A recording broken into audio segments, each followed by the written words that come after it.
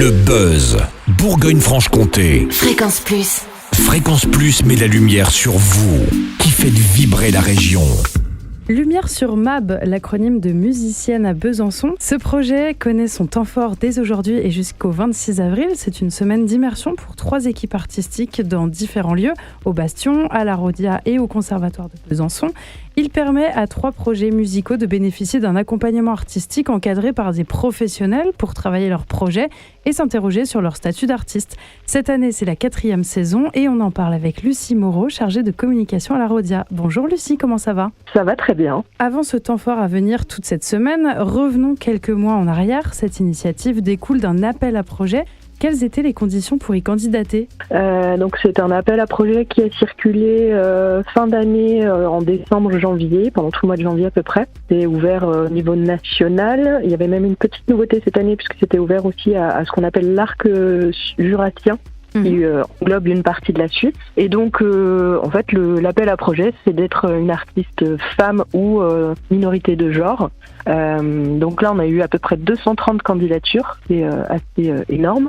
On épluche un peu tout ça, on fait un pré-tri qui passe ensuite dans une sélection avec un jury féminin. Et donc là, on a sélectionné effectivement 3 lauréates. Donc, et dans les 3, on en a une qu'on sélectionne qui est régionale, on va dire au sens large, puisque c'est Bourgogne-Franche-Comté à Arc-Jurassien. Sur cette 3e. C'est donc Emma Politi qui est bourguignonne qui a été sélectionnée. Et puis on a donc les 2 autres qui sont Midsummer Blaze et Nuit Noire. Et est-ce que là, vous pouvez quand même nous présenter un petit peu les styles qu'on va retrouver cette semaine ? Oui, alors on a donc, comme j'ai évoqué, Emma Politi qui est plus là sur... c'est un univers entre chanson et hip-hop assez engagé. Ensuite, on a Nuit Noire. Alors là, Nuit Noire, pareil, c'est un projet plutôt électropop, je dirais. Elle est avec des machines sur scène.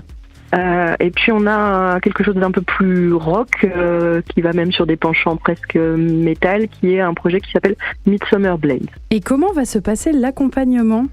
Donc chaque lauréate a un espèce de programme à la carte. L'avantage, c'est qu'on les sélectionne bien en amont, donc on peut aussi voir donc techniquement ce que ça implique, voir où elles en sont. Même nous, par exemple, en termes de communication, on peut éplucher leur réseau et voir un peu comment elles communiquent. Donc chaque coach épluche un peu tout ça et donc va pouvoir travailler sur les points où on estime qu'on peut être d'une certaine aide. Donc il y a un temps sur scène, là qui est géré par un coach qui est à l'accompagnement artistique. Sylvain s'occupe vraiment de la partie plutôt musique, construction du set, détails un peu plus techniques. Ensuite, donc il y a un autre temps d'accompagnement sur scène avec Ghislaine Lenoir qui est là plus sur le côté interprétation, comment prendre la scène, comment incarner ses textes ou sa musique ou comment gérer avec ses instruments. Et on a aussi notre coach qui est Bénédicte Lelay, qui elle vient plus de l'univers de la danse, donc qui fait un travail aussi sur le rapport au corps. Et puis après, il y a donc toute une suite de rendez-vous conseils. Donc les lauréates vont avoir un temps d'échange avec notre programmateur, par exemple, avec aussi notre équipe technique. Et il y a un autre temps aussi d'échange et d'accompagnement sur une partie communication, comme je l'ai expliqué en amont. Ça peut être, est-ce que le nom est bon ? Est-ce que vous êtes déjà en place depuis plusieurs années ? Ok, mais qu'est-ce qui fait que ça fonctionne pas de ce côté-là ? Comment on peut améliorer les choses ?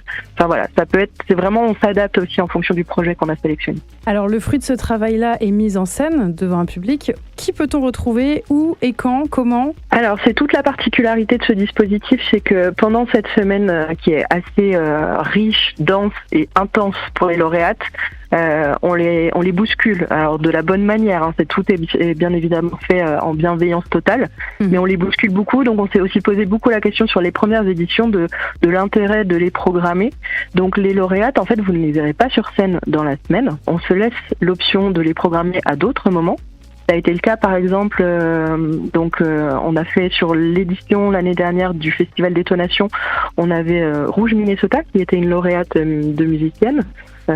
Donc voilà, on se laisse plutôt l'opportunité de les programmer à un moment qui nous semble opportun et aussi fait dans un temps où elles sont aptes à ça. Donc pour trouver un lien quand même par rapport à ce qui se passe, pour expliquer au public qu'il se passe des choses par rapport à ce dispositif, on programme quand même tout plein d'événements sur les soirées.